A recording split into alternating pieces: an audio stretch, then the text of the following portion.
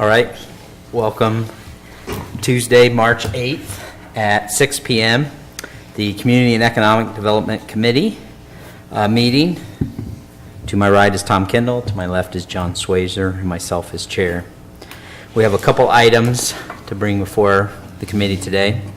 The first one is to provide a recommendation to council regarding Ordinance 8/2016, a rezone partial of Outlot 436, parcel D08100722 from M2 Light Industrial District and R4 Single Family Residence District to M2 Light Industrial District, parcel D08100730 from R4 Single Family Residence District to M2 Light Industrial District.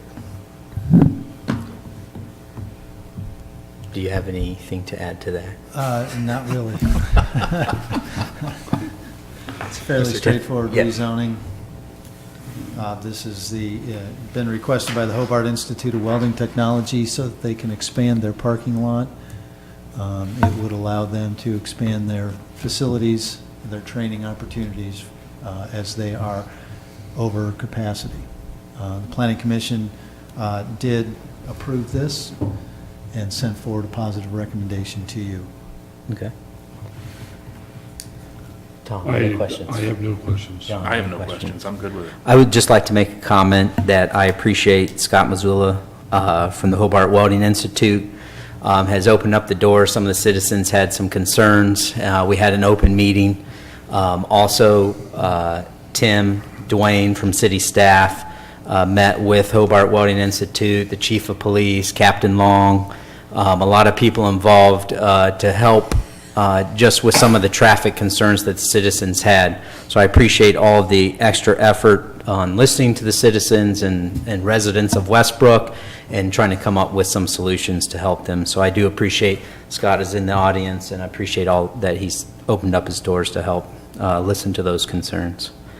Any other city staff had any questions? All right. Tom? Go forward. I'd like to move forward with the rezoning. All right, thank you. All right, item number 2. Provide a recommendation to council regarding Ordinance 9/2016, rezone in-lot 10577 from county zoning A2, general agriculture and F1 floodplain to city zoning R4 single-family residential district, and this would be the Hewells Camp Farm. Thank you, Mr. Chair. This is the property that we purchased that is to the north of Duke Park, 117 acres.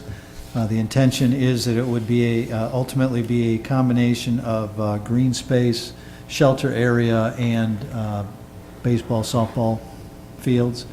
The city is requesting this property be rezoned into city zoning R4. Tom, any questions? No questions. No.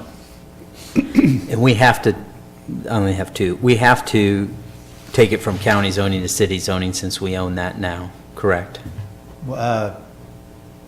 Under the ordinance, that we are encouraged to do that, whether it's an Okay. absolute, I don't think But it's we're encouraged to do required, that, okay. but certainly for us to be able to control any future zoning there or any future uses there, having it as city zoning would be advisable. Okay. And the annexation and the zoning have to be 2 separate pieces of They are, and the legislation. annexation has been completed. Correct. Okay. I have a Any- question, Bill. Yes, any other council members? So it's currently zoned floodplain, right? A portion of it is, yes, That low portion that's going to the to the river. river, to the conservancy. But no, It's but it adjacent might be park county district, parks. the Park Okay. district, yes. So why do we have to change it to residential? And are there ever plans to have any part of that be residential? Not necessarily, but that was it was a consistent zoning, so the whole parcel is zoned the same way. And again, since we've annexed all that property, including the property that we would ultimately sell, We wanted it all to be city designated zoning. Is Duke previously flood zone? No, Duke is R4 though, right? That's why, So it's also, Duke is zoned residential? Yes. And I understand under that zoning, there's a huge list of things that can be done under that zoning. I wouldn't say huge. I mean, they're residential uses. The parkland is one of them that can be done. Schools can be done. Churches, I believe, are in there as well. Okay. Because I don't think that has been made clear to people that, why it was a flood zone and that the city really has no intent to do residential. Right. And that a park I falls mean, under and that. there are restrictions that come with any floodplain anyway.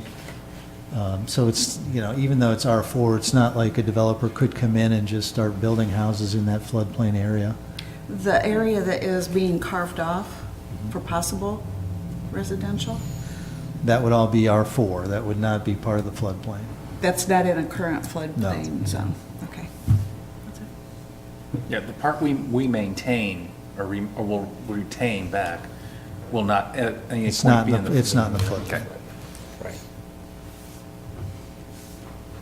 Any other council members? Any other city staff? All right. Tom? Oh, anybody from the community would like to make a comment? All right. I'm fine with move forward. I'm fine with it. All right, me also, so we'd like to move forward for the rezoning. All right, item number 3 is to provide a recommendation to the council regarding ordinance 10, 2016, rezoning in-lot 10575 and in-lot 10576 from county zoning of F1 floodplain to the city zoning of B1 local retail district. These are the 2 parcels of city property adjacent to Treasure Island Park. I know we, I think your description aware. was very comprehensive. Hey, here we go. I'm not sure there's Getting much better to at add. this. I will say that this will be part of the park. This will be passive green space. Yep. You're earning your money, that's for I'm sure. earning my money tonight, baby. Any comments? I have no questions. No, I'm fine. So same thing, Minnesota. Patrick. That is currently zoned a floodplain, and we simply have to change it so that what the city wants to do there at Treasure Island will fit the zoning. Again, we're bringing it into city zoning, and we're making it consistent with the property and the zoning that we have there. And since I believe our intention is to combine all of that, or at least several of them, so that everything is zoned consistently. And again, it's going to be passive green space, the 5 acres to the north of the marina building. The intention is to have wild area, Prairie meadow, prairie grass, Yeah. that kind of thing. So no actual retail stuff will be going on Absolutely, there? no. As a matter of fact, on the 5-acre parcel, there is a deed restriction that prohibits us from doing any building on it. Okay. So the EPA, the contamination that used to be there, where does that stand? What's the issue? The What is the alleged- current issue with The that? alleged contamination. There are, other than retaining the cap and not disturbing that topsoil cap, I don't believe there are any restrictions. Do we have to have an EPA? No, that was all taken care Investigations of. or- Everything was cleared. It's just, again, the deed restriction says that we can't build on it and dig into the cap. It will all be natural path. It won't be paved or anything. But we don't have to have like permission from the EPA or anything like that to do No. anything there? No, well, no, We don't have that. and if we tried to do something, then the land would probably have to be revert back to Hobart, who donated the land to us. Okay. That's why it's a deed restriction. And the zoning where the 2 buildings in front of that lot is retail, it's the same zoning as this? correct? That's There's a- correct, yeah. okay. Any other questions? Any from city staff? Comments from the community? Yeah, I've got a couple questions on that. that green area, is it gonna be open to the public to walk on or anything, or is it just gonna be, The green area, the 5 acres north of Marina yeah, Building. the two that you're trying to get rezoned? Once there are some paths carved out, it will be open, yes. Are you gonna put any signs up that the land is contaminated to let the No. people be aware that they're walking or playing on contaminated ground? No, there's no danger to people. Well, I think the city owes the citizens or the visitors or tourists or whoever goes out there, I think you owe them to know that it's contaminated and, you know, it's just like down there by junior high school. All that land down there is contaminated and a plume down there. And, you know, those people have a hard time selling their land and everything. So, I mean, if it's contaminated, I think the people should be made aware and give the opportunity to know that. And also to keep the city out of any legal actions maybe down in the future. If the EPA would require that, I'm sure we would do that. But the But EPA is not going to. You're absolutely correct. Yeah, the- Yeah. Be a local law director. But on this green area, I mean, how are you gonna do the land? I mean, you just gonna cut some trees down and stuff like that and then let it grow? Or are you gonna seed it or? I'm not sure what the park department has in mind yet. I know that they are going to grow it as kind of a wild prairie. Like And as Hobart, Mr. Preserve. It may be Yeah. something along Hobart those Preserve. lines, I'm not sure. okay. But, that's my concern. I mean, it's contaminated and I think the people should have a right to know it. And I hope the council take that into consideration on their decision making. Okay. Thank you. All right. Move forward to send it to council. Okay. Move forward. All in agreement to move forward. All right, number 4 is to provide a recommendation to council regarding ordinance 11, 2016, amending fence provisions in zoning code to clarify fences are accessory structures under the zoning code. Thank you, Mr. Mr. Chair. Titterington. Just to provide a little elaboration, this is a clarification ordinance. It does not change the provisions of the code. It clarifies some inconsistencies and some vagueness that we had in it when the law director looked at a couple of provisions in different sections of our code. What it does is it defines a fence as an accessory structure, which then provides us with a clear understanding of where a sign can terminate and begin, which is at the side of a principal structure. It requires that there be a principal structure on a property. So as we've always interpreted and enforced, you cannot fence a vacant lot. And it clarifies the idea of the setback from the front property line so that there's a clear understanding of exactly where you can start a fence along the side and then to the rear yard. Thinking that I'm missing something. Tim Davis is here, the zoning manager. Tim, did I miss anything? No, I think you pretty much covered what our intent is to clarify the code, eliminate any conflicting language. Any questions? Just, excuse me, the one question which I brought up earlier today, there is concern with some members of the community as far as this is a change to the existing ordinances and that, it's putting further restrictions on the landowners. And that's not the case as far as how we've interpreted it and how we've always enforced it. This does not change those provisions, nor does it eliminate somebody who's been grandfathered in. So if somebody has an existing fence and it's in good condition, not a property maintenance issue, then they are legally non-conforming and they can remain. So this doesn't change the standard for them at all. Does the structure have to be a permanent structure? And I mean permanent from the standpoint of having a foundation and all. Well, it has to meet the definition of a principal structure is what it has to, and I don't have the copy of the code with me, but a principal structure has to be where you're primarily operating out of, whether you're living there or whether you're operating your business there or something, if that's the area that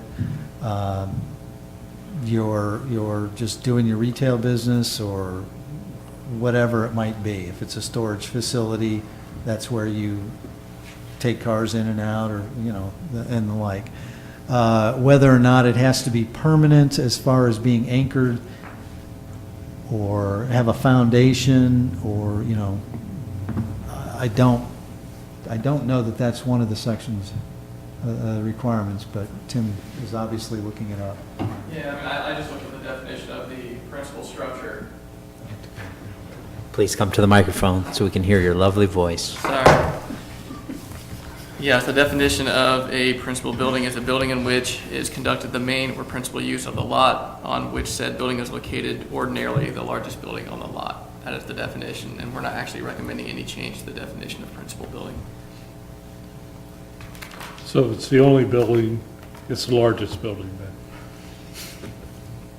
Right, Well, any Yeah. other buildings that are on there would be considered accessory buildings Yeah. as well. okay. So did something come up that prompted this review? of We did have a accessory? couple of, we had to clarify a couple of fence requests.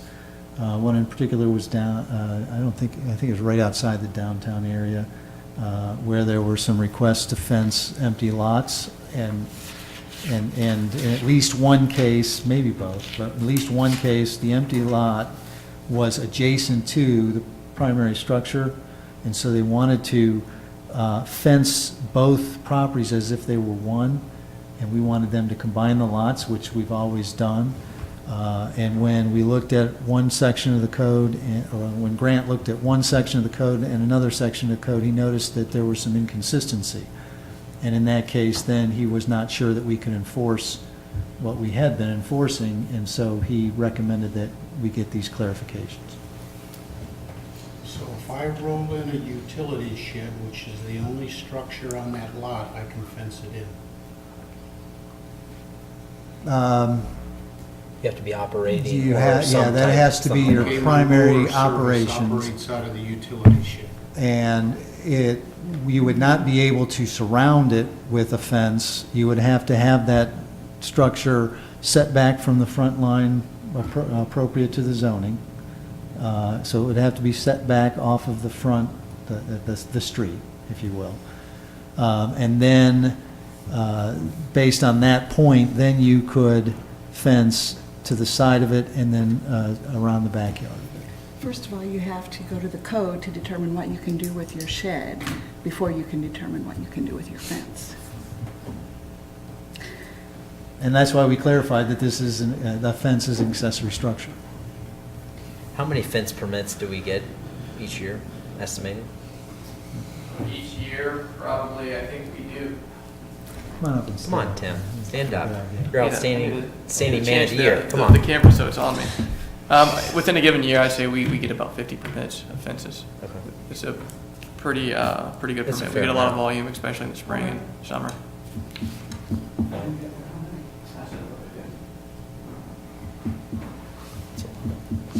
John, any questions? And we want to start defining a fence as accessory? We want to continue defining a fence as accessory. But this spells is it a out. clarification, that's correct. Okay. No, I don't have any other questions, Mr. Kendall. So if fence is in bad working condition and it was on past ordinance, they go to build a new one, they'd have to get a new permit that meets these guidelines? That would meet the new standards, Okay. yes. But if it's a cosmetic thing, many of the times the just- posts are good, but maybe the wood slats have gone bad, and so They we can allow just them to replace replace those Okay. slats. Okay. Any other questions from council members? Questions from city staff? Questions from the community? Or comments?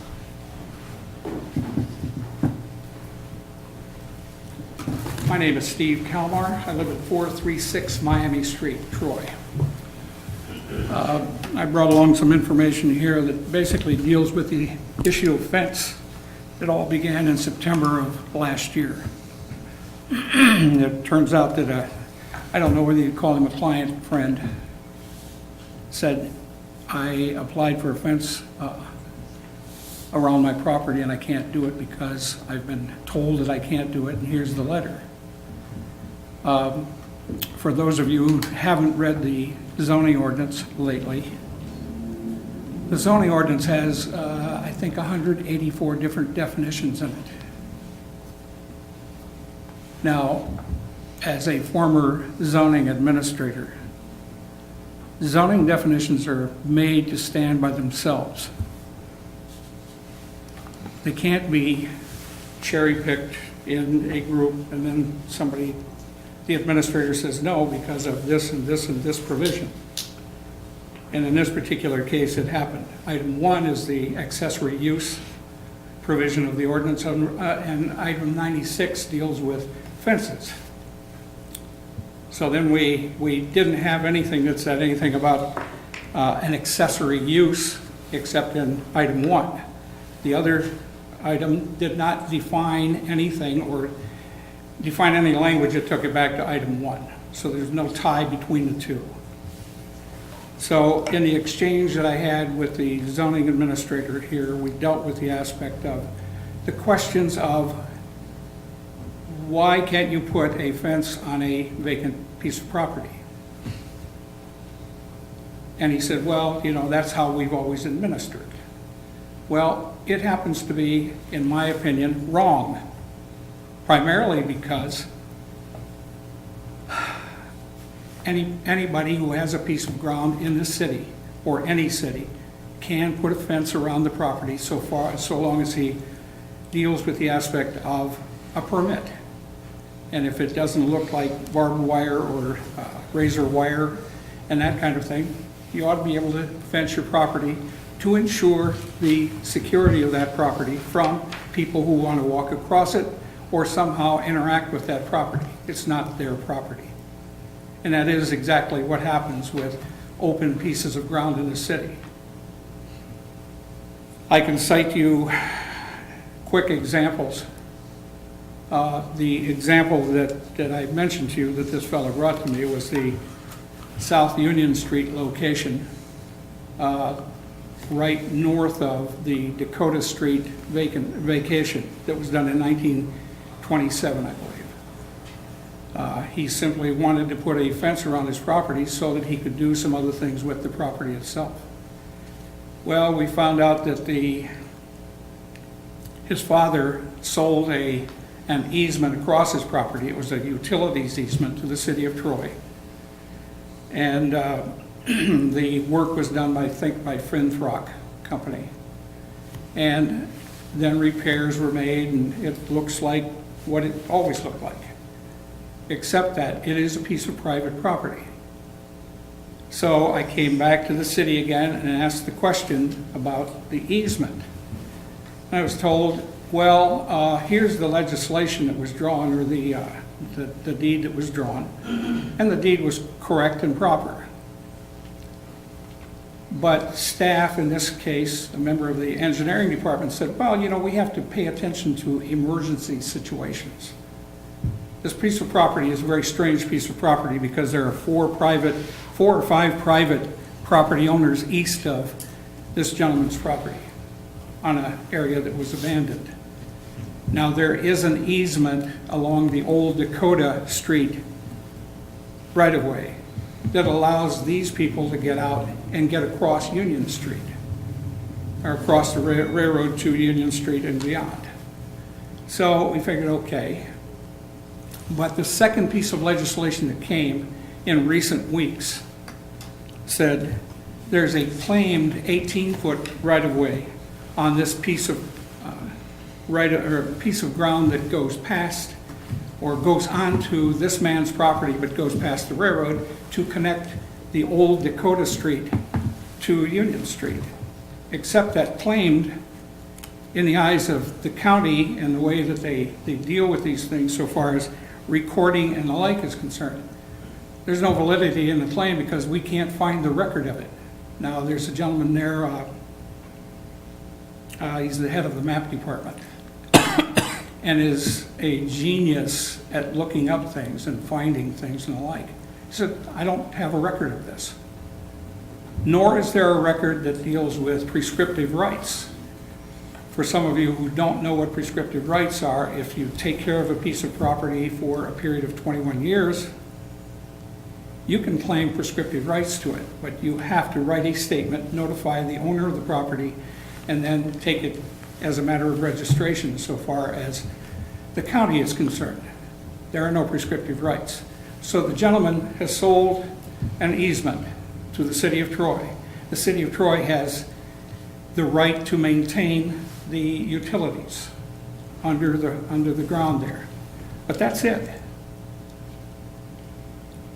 Another example, I could belabor this a little bit farther, but another example is the city just sold a piece of ground out off of Foss Way. There are 4 or 5 pieces of ground that front this piece of ground that the city sold. Those are separately surveyed pieces of ground, separate lot numbers, and the whole 9 yards. Those people should be able to put a fence around their property. They're vacant piece of parcels. And according to the legislation here, they can't do it. And according to the legislation that is proposed here as a clarification, they still can't do it. I'm saying, I guess my opinion in this matter is that so far as the city's enforcement of the legislation as it stands before you get to this one, the enforcement was wrong. I hate to say that because it's my city. But the enforcement was wrong. Any citizen in this city that has a vacant lot should be able to put a fence around it. And if it doesn't front a street or front a side yard and the rest of it, you should be able to deal with the aspect of putting it within your lot area or your lot lines and deal with it that way and call it a day. It's security. It makes people feel good because they have a piece of property that's fenced so that if somebody decides that they want to come into the property and the rest of it, you can call the police and say, you can't do that. So that's basically where I am. So far as the rest of this is concerned, I don't know, I found that in reading the legislation from the days that I used to deal with this, it almost takes a law degree to read some of this stuff. It's not fair to the citizens of the city of Troy to have documents that are that cumbersome and that you have to rely on attorneys in order to get a read on whatever it happens to be. So that's basically where I am. I hold no grudges. I have people who come to me and ask me if I can help. So I ask the proper questions so far as staff is concerned. And if we have a disagreement, I guess that's why I'm here. But so far as this clarification is concerned, this clarification that was proposed here so far as making sure that there's a principal structure on the lot goes back to the way that they were enforcing it. And by the way, their law director, as I understood it from conversation I've had with staff, their law director and maybe one other legal person in Dayton had a look at this and said, no, you can put a fence anywhere. So all I'm saying to you is, please apply some common sense to this. A fence is a fence. It doesn't harm anybody, and it guarantees the sanctity of property owned. Thank you. All right, thank you. Mr. Chair, if I Yeah. can rebut Yeah. this, thank you. First of all, regarding the security issue, if this was a security issue, and we were talking about the security of property, then there would not be restrictions on properties that have houses, and which now do not allow fences in the front yard. They only allow them in the side and the rear yard. There is an aesthetic feature to that, That is one of the reasons. Regarding easements and prescriptive rights, I'm not sure how relevant that is to the fence discussion, other than to say that with regard to easements, when the city holds easements, the property owner, if they come in for a fence permit, they are told at the time that they are granted the permit that, hey, if you can put, there are certain cases where they absolutely can't put a fence up over an easement, but many times we will allow a fence in the easement, but we will tell them if we've got to do any maintenance work, if we've got to do any repair in the easement, and we've got to tear that fence down, we're not responsible for replacing that fence. As far as prescriptive rights are concerned, as far as the city and easements, not sure there's any relevancy there. Regarding the Fossway alley, vacated alley, that property was actually sold to the church adjacent, so it is not an alleyway anymore. If the property owners that front North Market Street wanted to put a fence up and they have a primary, principal structure, then because of their position, that would be the backyard, and they would in fact be able to put a fence up. But it would be subject to all the rules and regulations that we've long had in place.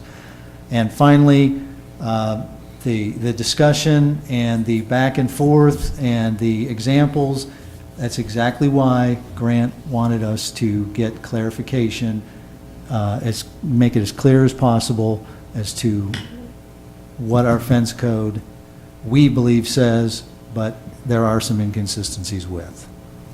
Thank you, Mr. Chair. Do you have another comment? Well, I'm listening to the explanation here, and I guess I have some agreement, some disagreement. As I said, the lots that we have off of Foss Way, turns out that those lots are, as I said, they're separate lots. Now, they can't be defined as lots that are attached to this other property owner, or this property owner, as an accessory. You call a building an accessory. I've come too far in my education to understand that.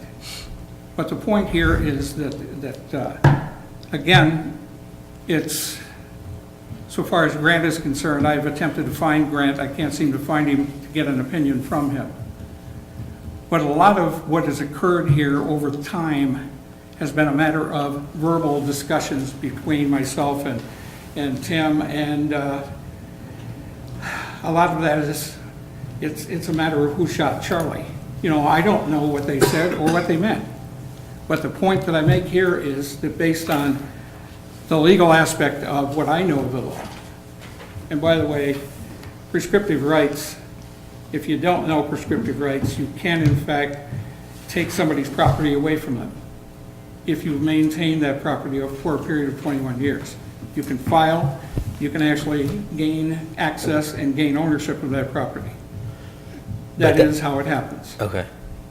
But I just want, we're talking about the zoning of the fence, and the main concerns you had was that you just want to be able to put a fence on any Anywhere. property without an accessory. Anywhere, That's your main as long point, as you have a correct? permit. As long as you have a permit. Yeah, All right.